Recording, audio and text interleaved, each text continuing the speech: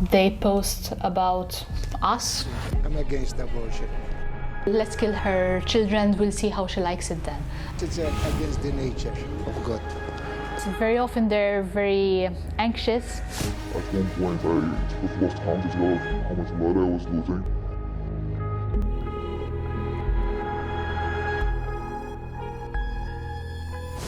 This is Natalie. She's a doctor and she fights for abortion rights. Growing up, I realized that there's a lot of suffering around me. It was a time also when I started questioning my faith and wondering why certain religious beliefs seem to obstruct women from getting the healthcare that they really need. I also became a doctor and started meeting these women in a closer environment. It was natural that next step was accepting that abortion is necessary and abortion is part of healthcare. That's why she co-founded Doctors for Choice in Malta. It's an organisation that offers information on how to get an abortion and campaigns for abortions to be available in Malta. What she does is no easy task in this place. Here, abortion is completely illegal. Yes, even if the mother was raped. Yes, even if the fetus is certain to die as soon as it's born. And yeah, even when the mother's life is at risk. And especially with unsupervised abortions like here in Malta, there is a lot that can go wrong. Later, we'll head along with Natalie to meet a woman whose secret abortion turned into a nightmare. Just to show you how strict the laws in Malta are, they are stricter than in Ireland, where it took until 2018 for abortion to be legalised via referendum. Stricter than in Poland, where the government and the courts it leans on have massively restricted abortion law in the past few years. Malta trumps them all with a blanket ban.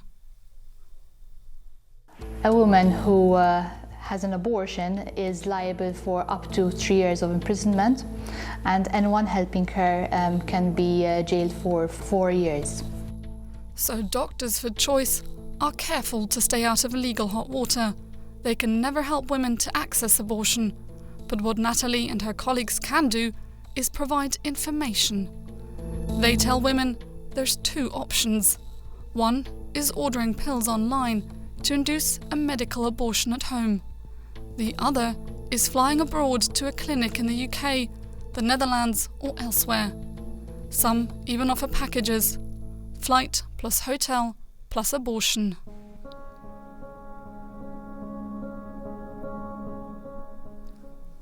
Natalie is on call this week for a pregnancy helpline.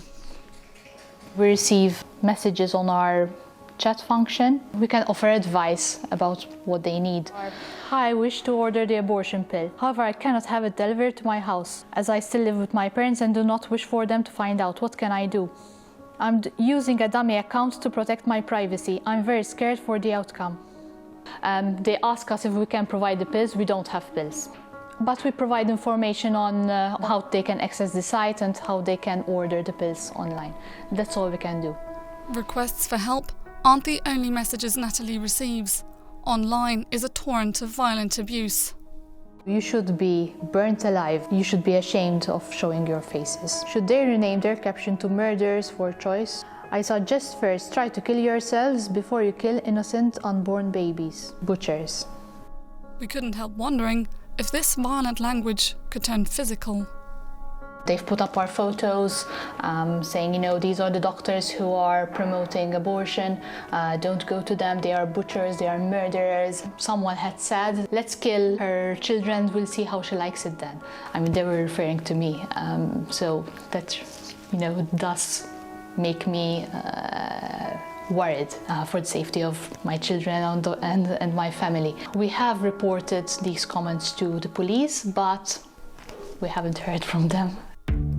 Natalie allowed us to meet with one of the women she advised, under the condition that she be present. Maria had her abortion a while ago. Today she reflects on her experience right from the very beginning, when her pregnancy test came back positive. I was quite in shock. because pregnancy at that point in my life did not fit in. There was no chance in hell I would tell my family. I come from pretty much a conservative background, as maybe most Maltese do. Maria didn't go into more detail here. It's important to her that her identity remains secret, because she could get 3 years behind bars, not to mention a social backlash from anyone who recognises her. But what she did tell us was she didn't want to have a child back then, so she ordered pills online. I was obviously scared of what if, for example, my parcel was intercepted? Should I use a different address? Should I use a different email account? And there was an element of fear given the legal ramifications of abortion in Malta. So, yeah, I was worried, 100%. The pills arrived, but after taking them, the bleeding started, and things went from bad to worse. At one point, I sort of lost count as well of how much blood I was losing, because the websites give you direction in terms of how many sanitary pads you need to fill within a period of time, right? At one point, I dropped to the floor.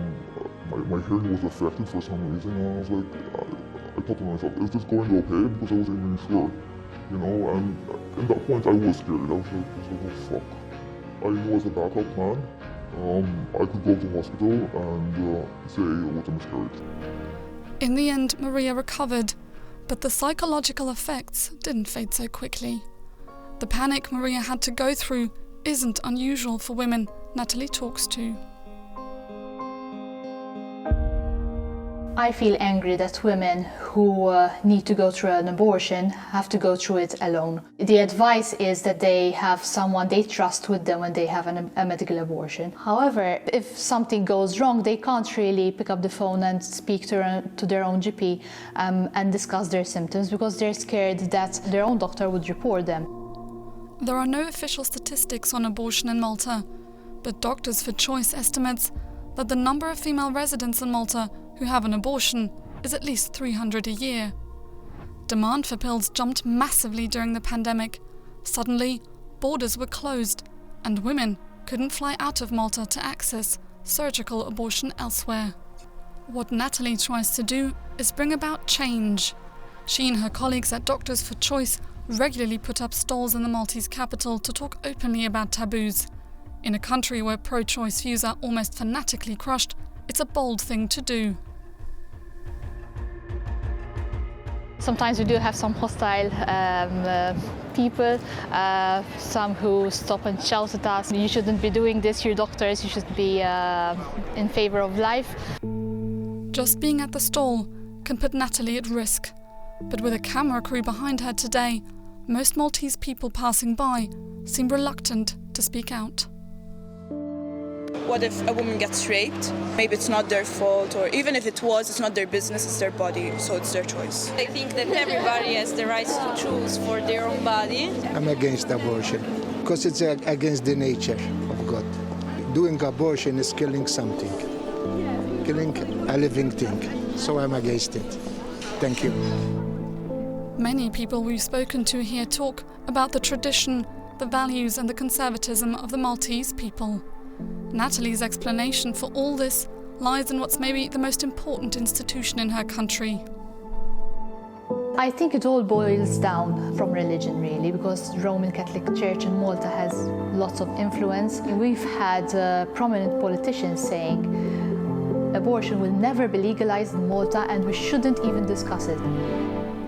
A Eurobarometer study from 2020 showed what role religion plays in Malta.